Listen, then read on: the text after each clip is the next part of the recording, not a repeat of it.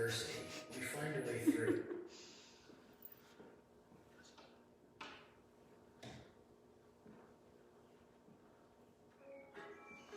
With Walmart, DIY is easy to shop, easy on your budget.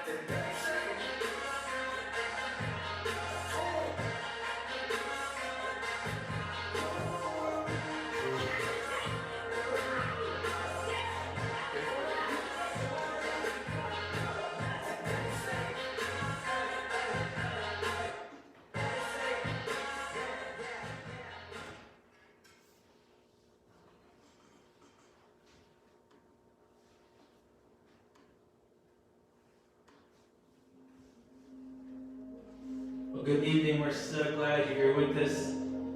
Join us in worship tonight.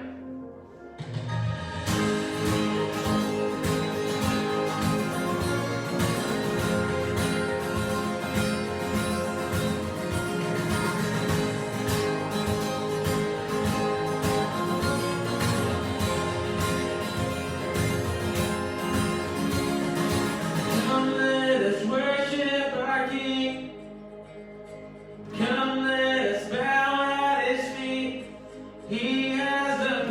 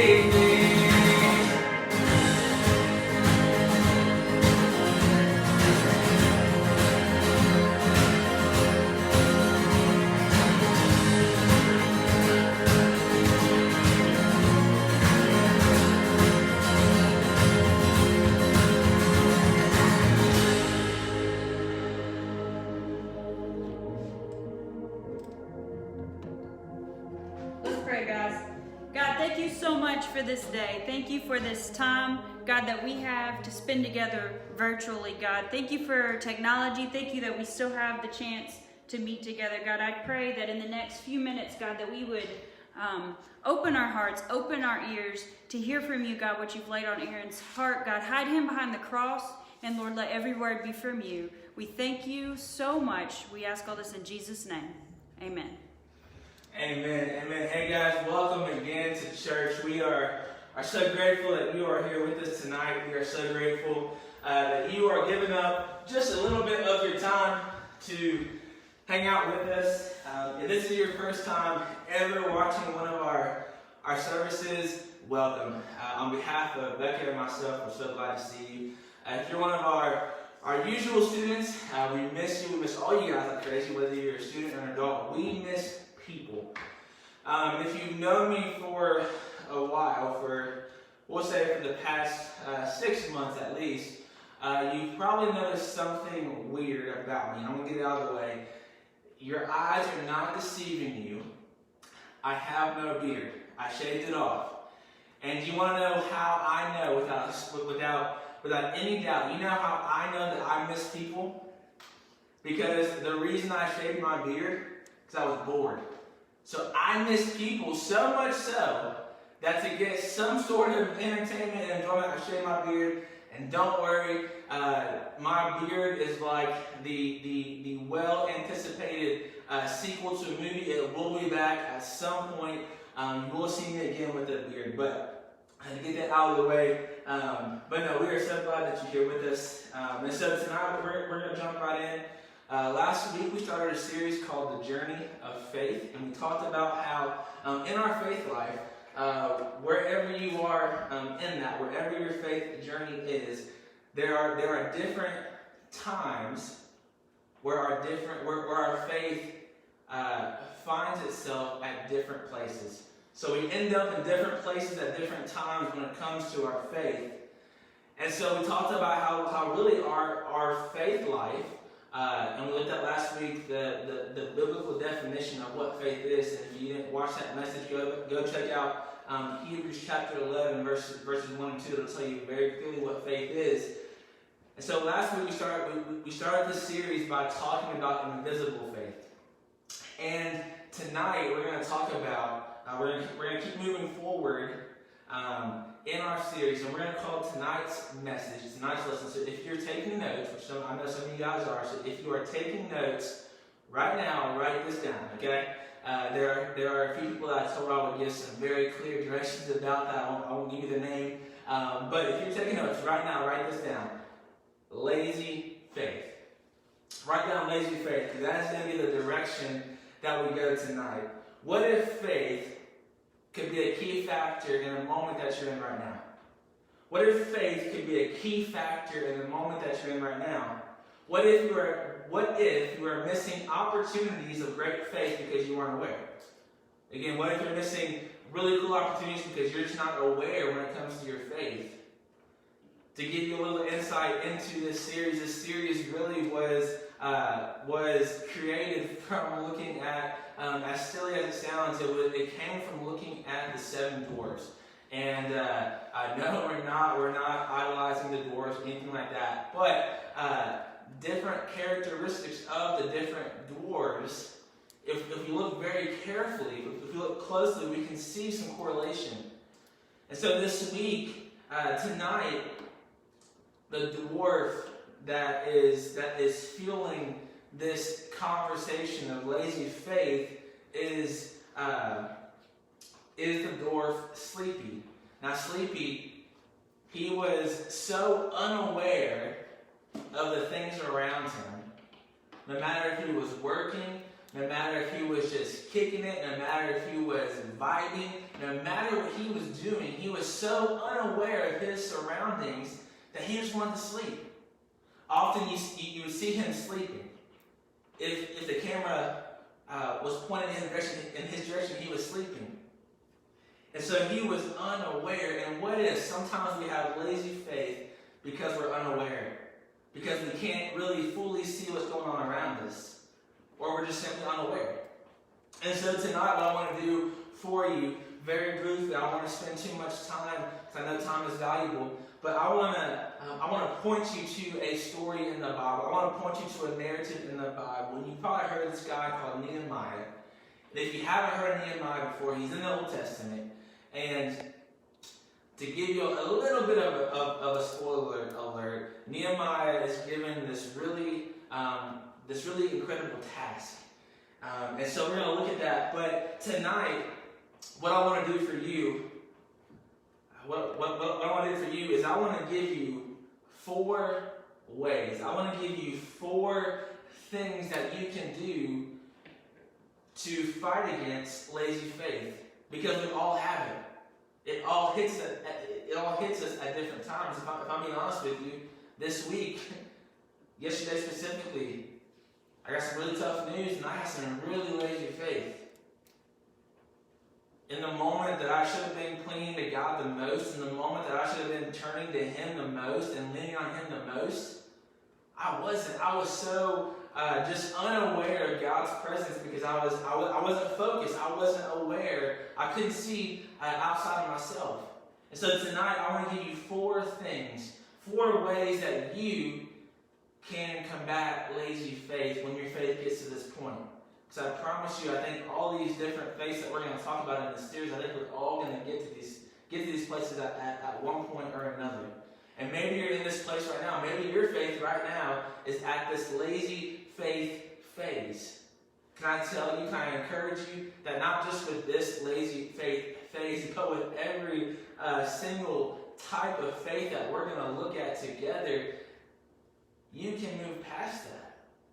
You don't have to stay stuck in these places. Because again, in a perfect world, we would have perfect faith all the time. In a perfect world, we would have faith so strong every single time, every single day. But we don't live in a perfect world, right? Sometimes our hopes and our dreams and our desires aren't met. Sometimes we experience things that are more challenging and more difficult than we ever thought possible. And so I want you to know, if you're watching this and you don't have perfect faith, guess what? You are in a place with friends. If you're watching this, and sometimes your faith is a little over here and a little over there, and sometimes it's not even present or visible, you are in a place with friends. You're safe here. This is a place. This is not a place for perfect people. But starting, what we're going to do again, I'm going to share with you 4 ways that you can move out of lazy faith. There are 4 ways that you can combat lazy faith with. And what we're going to do is we're not going to read through every single verse of the book of Nehemiah, but I want to stop at different places of places that really support these things that I want to tell you. And these things I want to tell you, they're not based on my authority. They're not based on Becca's authority. They're not based on Calvary Hill's authority. They are based on the Word of God. And so here's the first thing. If you're taking notes, which I hope you are, because I want to encourage you to come back and to look at this stuff. But if you're taking notes, here's the first thing I want you to write down. So here is that very clear direction of when to write down. So write this down. Have an external view. Again, have an external view. And I want you to underline the word view. Have an external view. So in Nehemiah chapter 1, and tonight I'm going to be reading from the ESV version. And I want to encourage you, if you have a Bible with you, next to you, around you, if you have some sort of Bible app, click on it and join me in Nehemiah chapter 1. But in Nehemiah chapter 1, it says this. Now it happened in the month of Chislev, in the 20th year, as I was in Susa, the citadel. But Hanani, one of my brothers, came with certain men from Judah. And I asked them concerning the Jews who escaped, who had survived the exile, and concerning Jerusalem. And they said to me, the remnant there in the province who had survived the exile is in great trouble and shame. The wall of Jerusalem is broken down, and its gates are destroyed by fire. So pause there for a second. And Nehemiah, I want to give you a little background into who Nehemiah was. At this point in Scripture, Nehemiah is serving as the king's cupbearer. And from what I understand about what a cupbearer is, they were the people who would test all the drinks to make sure that it wasn't poison, that nothing was wrong with it. So Nehemiah was sitting in a pretty good place. He was in the king's palace. Life was great. It doesn't seem to have like he had any kind of trouble. He was sitting really good. But as he was at a citadel, as he was at this religious place, he hears some news about his fellow Jews. And you probably heard it mentioned, but at this point, the Jews as a whole, they've been through slavery, they've come out of slavery, they've gone through exile, they've gone through a lot of things. And so what that means is that 99.9% of the Jewish people, outside of who Nehemiah was, they were not sitting so pretty. The people of Israel, they didn't have it good. They were sitting in some pretty tough times. It even says that they are in great trouble and shame. The wall of Jerusalem is broken down and its gates are destroyed by fire. Our culture teaches us to have an internal view. Almost everything about culture, everything about social media, everything about TikTok, everything, which TikTok is very much a waste of time. I've wasted so much time watching that, but it is so funny.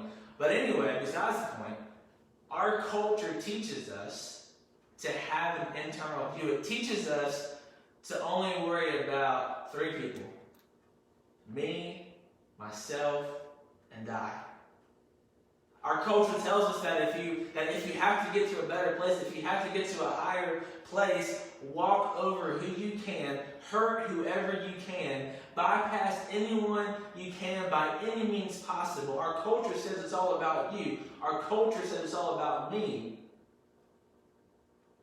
But that's what it looks like when we have an internal view. But if you notice, Nehemiah had an external view. Despite sitting where he was, he asked, hey, how are the Jews doing? He asked about the Jews. He had an external view. There was no reason why he should have asked that question, right? And most of us, what happens is that if we ask that question, normally our response is, oh man, that's a shame. Bless their souls. Lord be with them. But as we're going to see, Nehemiah goes beyond that. Nehemiah had an external view. He saw beyond himself. I wonder, when is the last time that you looked beyond yourself? When is the last time that you took time out of your day? Whether it be to send a text, make a phone call, write a letter, whatever. When was the last time that you saw past yourself? And don't worry, I'm not calling you out. We all have problems with this. We all have issues with looking past ourselves. Every pastor has the issue. Every pastor's wife has the issue. Every church leader has the issue. issue. Every student has the issue. Every parent has the issue. You know why? Because we're all people. Let's just be honest, we're all people, right? We all make mistakes. And so Nehemiah had an external view. So that's the first thing. Have an external view. And here's the second thing I want you to write down if you're taking notes. So again, second thing to write down. Have an external plan. Have an external plan. I want you to underline the word plan. Have an external plan. So skipping over to Nehemiah chapter 2. Again, we just saw Nehemiah ask about the Jews. He heard where they were. He heard about the situation. And let's see what Nehemiah's plan was. Let's see what his response was. In Nehemiah chapter 2, verse 3. I said to the king, let the king live forever. Why should not my face be sad? When the city, the place of my father's graves, lies in ruins, and its gates have been destroyed by fire. Then the king said to me, what are you requesting? So I prayed. I love it. So I prayed to the God of heaven. And I said to the king, if it pleases the king, and if your servant has found favor in your sight, that you send me to Judah, to the city of my father's graves, that I may rebuild it. So not only did Nehemiah have an external view, he had an external plan. He had an external plan. I don't know about you, but in the times that I'm the most laziest, I don't know if that's a real word, but if it's not, I just made it a real word. In the times that I am most lazy, there you go, it's better. In the times that I don't want to do anything, the times I just want to sit on my couch and just not do anything, that is the time that I am planning the least. When I want to be lazy, I don't want to do anything. And I have to imagine you're probably just like me. Right? Like especially nowadays with a lot of things shut down, especially here these past couple of weeks, we've had to slow down as a culture. We've had to slow down as a people. And again, example A, my face right here, the one with no beard on it, is a prime example of what can happen when I get bored.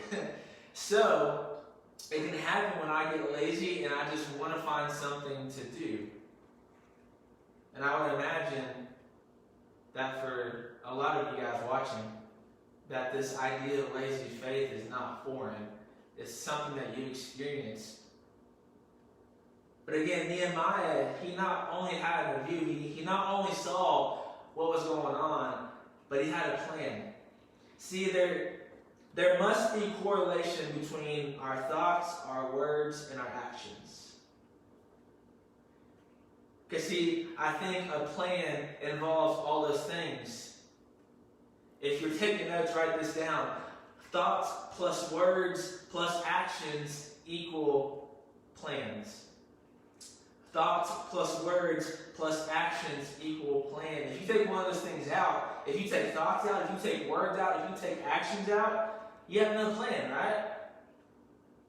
If Nehemiah would have just had thoughts and words with no actions, this is where the story would have stopped. This would have been the end of Nehemiah's story. It would have ended right there. But because Nehemiah had thoughts, he had actions, he had words, and he put those together, he had a plan. And not only did he have a plan, he was bold about that plan.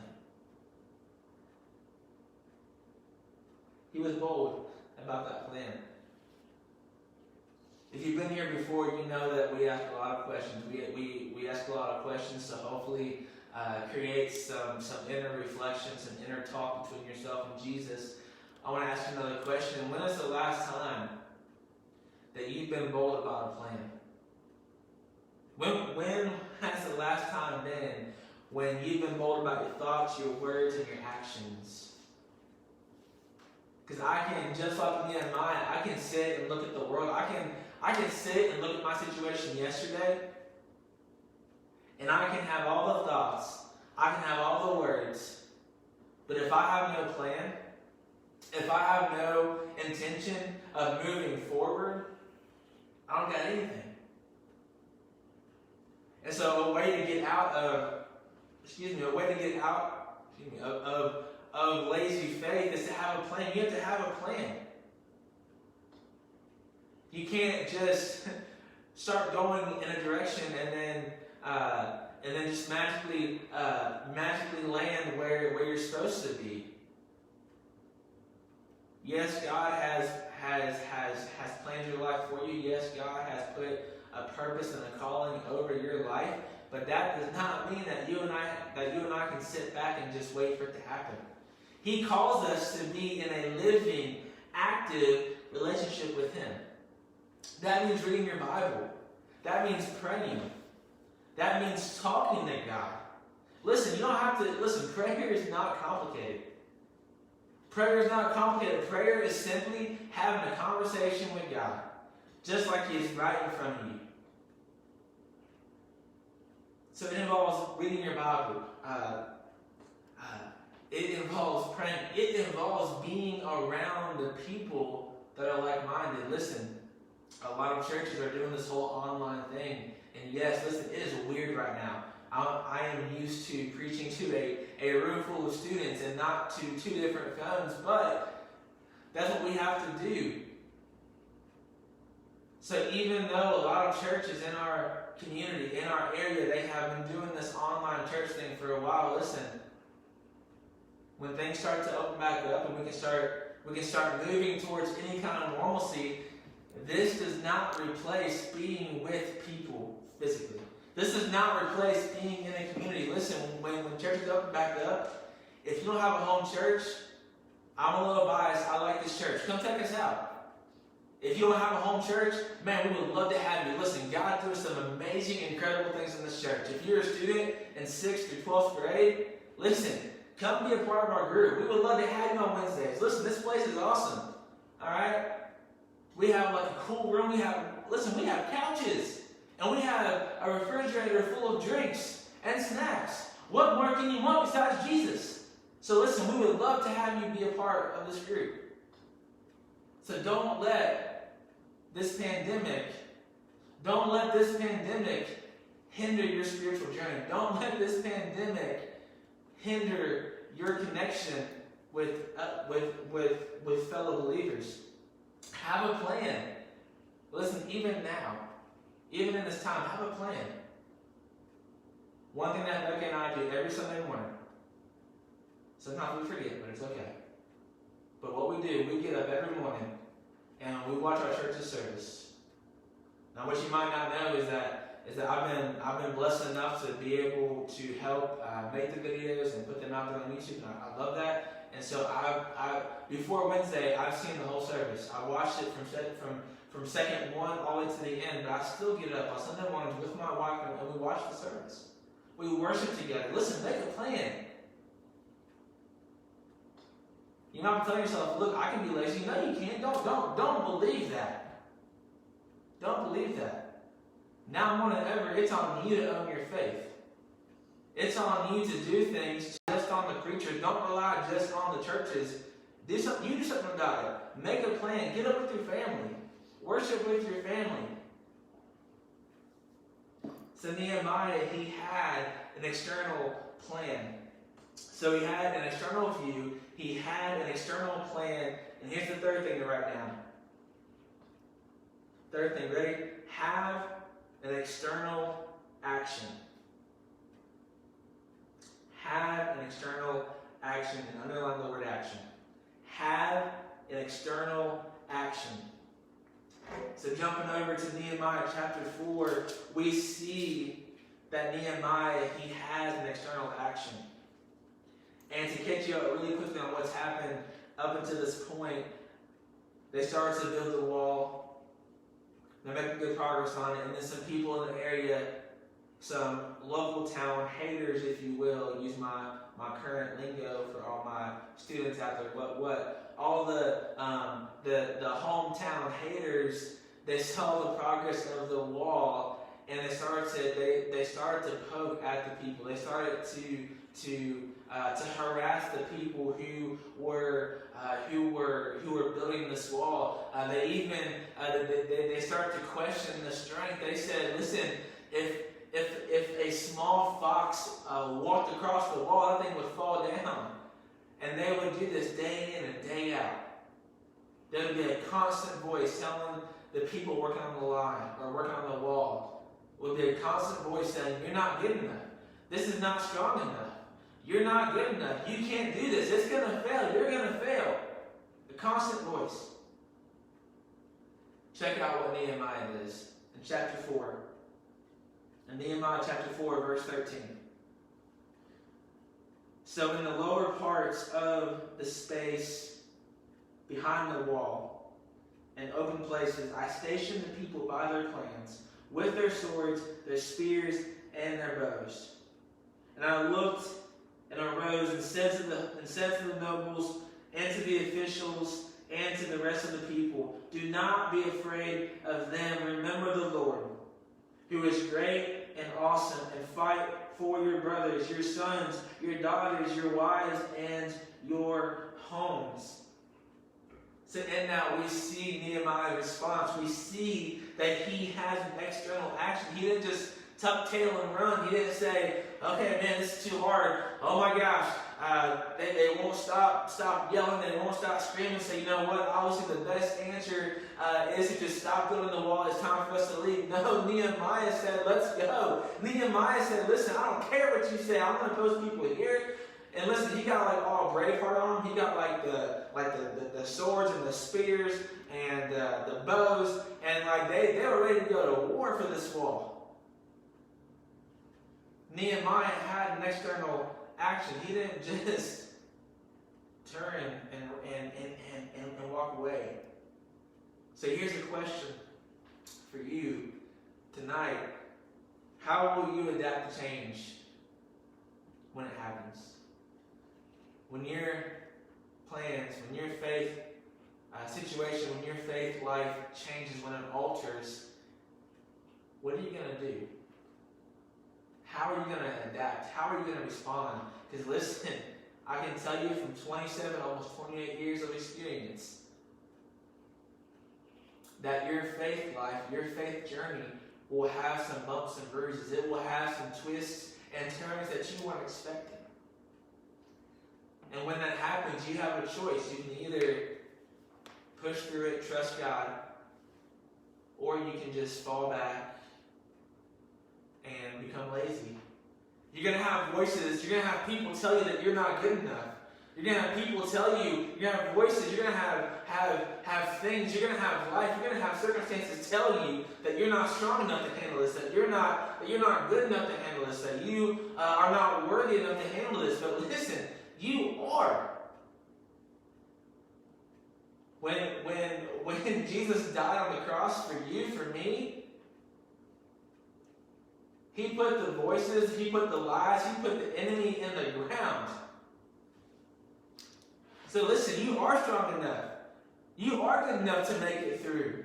Whatever situation you're in right now that you feel is so bleak, that you feel is so dark, that you feel is just so impossible to get past, you can get past it. You know why? Because you have a living God who is fighting for you. And I believe Nehemiah, if he was here today, would tell us the same thing. He would say, listen, remember the Lord. Remember God. Remember what he has done for us. Remember what he is going to do for you. Remember what he is doing for you right now. When your plans change, how do you adapt? Either you move ahead, you keep pushing forward, or you become lazy and you just stop. You just stop trying. Aaron, you don't understand. I have experienced so much. I have gone through so much. I have lost so much. I have hurt so much. You don't get it, Aaron. There is no way. There is no way. There's no way that there is anything good left for me. There's no way. Everyone's left me. Every time I try to do better, I get right back to where I was. Listen, you're not alone.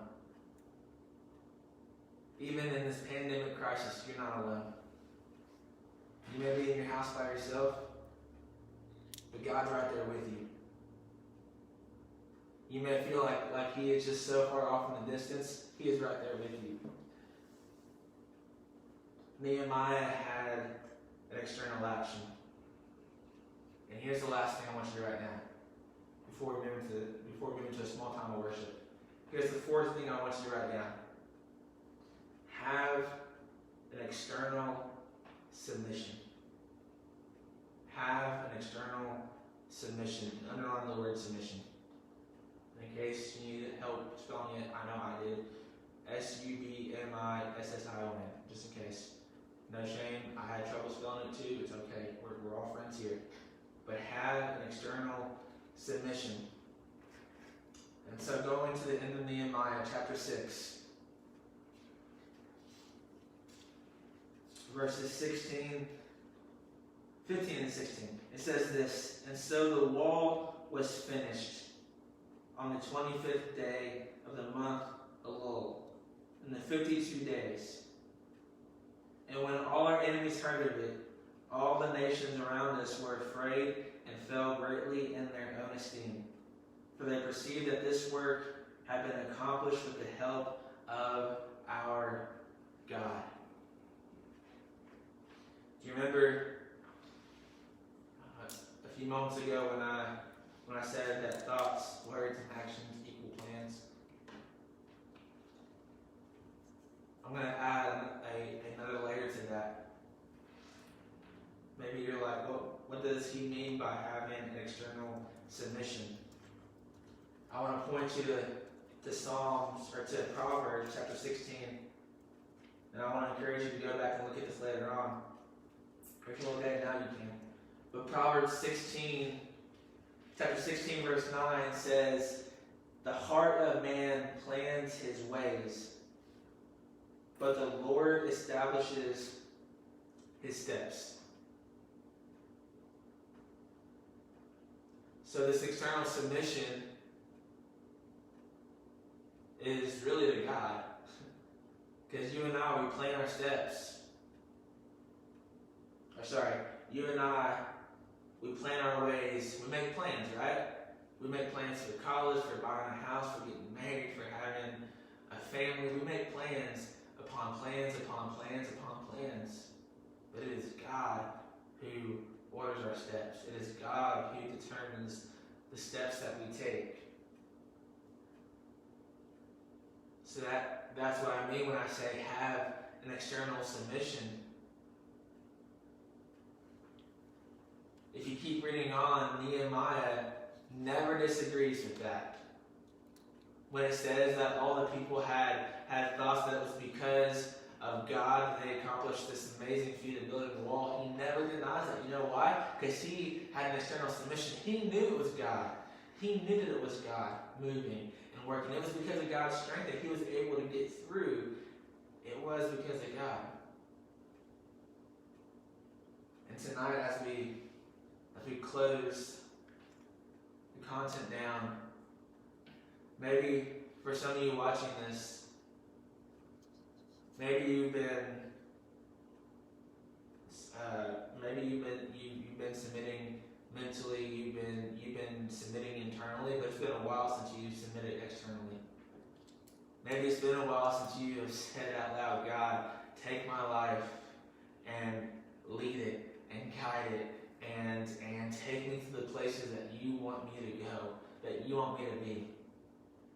Maybe you're watching this and you have never, ever, ever, ever given your life to Jesus. And listen, in the Bible it tells us there's two things you have to do. Two things. Believe in your heart and confess with your mouth. And upon those two things you will receive salvation. That's what the Bible says. It's not complicated. There's no lengthy forms you have to fill out. You have to believe in your heart, believe in Jesus Christ, believe in what he did for you, believe in his perfect life, believe in the things that he did, but then you have to confess that with your mouth. You have to say it out loud. You have to externally submit to God's word. Maybe you've never done that before. Tonight I want to give you that chance. And maybe no one will respond. I don't know. But I don't want us to leave this moment without giving you an opportunity. And listen, if you have given your life to Jesus, if you have put your faith in Jesus before, if you have done those things, maybe it's been a while since you've really just said, God, in this time right now, I want to resubmit to you. If you have, listen, I want to challenge you. One, don't get stuck in lazy faith.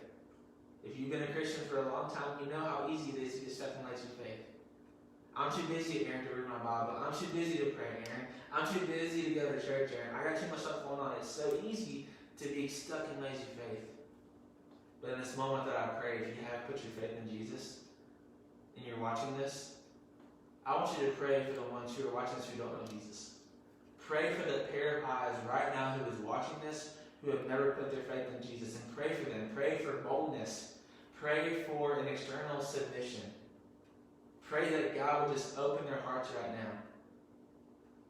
So here's how it's going to look. I'm going to pray for us, and I'm going to say amen, and I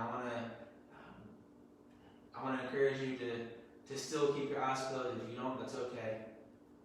But after I say amen, after I pray for us, I'm going to just give those that are watching who want to put their faith in Jesus. If you're watching this and you never put your faith in Jesus, listen, right now is the moment. Right now is the time. Listen, you don't have to be in a church building to accept Jesus. You don't have to be surrounded by 100 people to accept Jesus. You can accept Jesus right now in your room, wherever you are. But after I pray, I'm going to give you, if you're watching this and you want to put your faith in Jesus, you want to give your life to Him, I'm going to give you some guidance. And listen, it's not the prayer that saves you. I'm not saving you. This church is not saving you. It is the power, the life, and the resurrection of Jesus that's going to save you. And God's going to do some incredible things in your life if you give it to Him. Everything that happens in our life is incredible when God's in control. So God, right now, I thank you for every single person. God, I thank you for every single person watching this. God, right now, I pray for everybody's spiritual faith life. I pray for the different places that they are in. God, I pray for the ones that are in lazy faith. I pray for the ones that are watching this and maybe for some time now, God, they've felt lazy. Their faith has felt dry. Their faith has felt like it was just stale and that nothing was going on. In this moment, I pray for them. In this moment, God, I pray that you would give them an external view, that you would give them an external plan, that you would create with them a boldness to have an external action, but then, God, give them the boldness to have an external submission to you and to your will. God, I pray that in this moment, that you would move in lives. God, that you would just take our faith, God, and increase it exponentially. This is a very challenging time. It's a very confusing, weird, strange time. But God, it doesn't mean that you don't want to increase our faith. So I pray for those watching this right now. I pray that if there's anybody who's watching this and they have decided to give up, they've decided to walk away from faith, they've said, you know what, I'm throwing in the towel, I'm done. God, give them a new life. God, give them a new breath. God, give them a new spirit, God. Open their eyes, God. Make yourself known. Make yourself just insanely known in their lives, God. And God, let us be a people not of lazy faith, not of unaware faith, God, but make us aware of your presence. Make us aware of the work that you are doing in our lives, in us, through us, and around us. I love you, God. You're great, and I pray. Amen. Listen, keep your eyes closed. Keep your head down. All right. Listen again. If you're a Christian, pray right now for someone. Pray right now. Listen, if you're watching this and you haven't put your faith in Jesus, listen. Here's what you gotta do. I'm not going to give you the word-for-word prayer, but I want you to tell God in your own words that you trust in Him, that you believe in Him, that you surrender everything to Him, that you surrender your life, you surrender your plans, you surrender your hopes, your dreams, everything to Him. Tell him that. Tell him in your own words. Tell him that you believe in him and that you want to surrender everything to him. You want to make an external submission. And now I want you to confess that in your own words. Tell Jesus that you confess that. That you confess his life. You confess his death. You confess his resurrection. Confess in his name. To tell him that you believe and tell him that you confess right now. In your own words. And then say amen. Listen, if you pray any kind of prayer and you confess that you believe in Jesus, listen, right now you're saved. Right now, no matter what your past is, no matter what your shame says, no matter what your guilt says, in this moment you are saved. Listen, if you gave your life to Jesus for the first time, we want to know. You can message us. You can post a comment on the video thread. You can send us a message on Facebook, Instagram, whatever. Tell us the good news. And so I want to invite you to worship with us again. And as we sing this song, this is an older song, but I really believe that you'll know this. Listen, don't stop talking to God just because I'm done preaching. Listen, use this time as reflection. But we're going to sing this song called "Give Me Faith."